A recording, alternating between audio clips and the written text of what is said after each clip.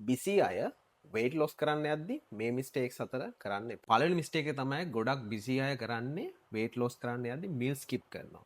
meal skip කරාම ඔයාට දවසේ අවසානයේ ඔයාගේ lifestyle එක busy හින්දා ඔයාට stress එක වැඩි වෙලා දවස් අවසානයේ ඔයාට calories වැඩිපුර ඇඟට දාගන්න හිතෙනවා. මේක තමයි ගොඩක් කට්ටියන්ට වෙන්නේ. ඒකයි යාළුවට weight loss එක කරන්න බැරි. ඒ හින්දා ඔයා එහෙම කරන්න එපා.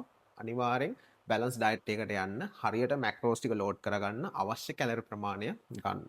දෙවැනි mistake එක තමයි busy අය කෑම සිලෙක්ට් කරද්දී ගොඩක් ෆාස්ට් ෆුඩ් ඒ වගේම ජංක් ෆුඩ් තමයි සිලෙක්ට් කරන්නේ. ඉතින් ඒවැය තියෙන කැලරිස් ගන්න බලනවා. එහෙම කරන්න එපා. එතකොට ඔයා ඊසි කැලරිස් ඔයාගේ ඇඟට එන්නේ. ඊසි කැලරිස් ආවම ඔයාට ක්‍රේවින්ස් කන්ට්‍රෝල් කරගන්න අමාරුයි.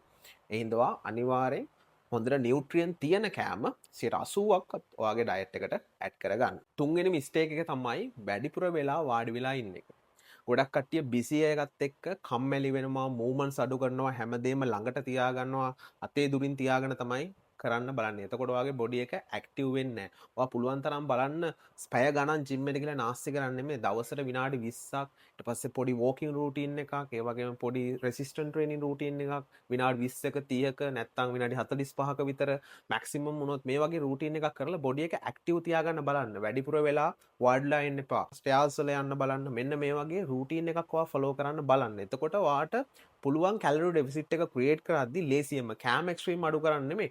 කෑමනුත් ප්‍රමාණයක් අඩු කරනවා, බර්න් කරන ප්‍රමාණයත් එකතු කරලා දෙකෙන්ම ඔයාට ඩෙෆිසිට් එක ක්‍රියේට් කරන්න. ඔයා 60 කියලා කමෙන්ට් එකක් දාගෙන යන්න. ඔයාට ජොයින් වෙන්න පුළුවන් මගේ දවස් 60 weight loss program එකට.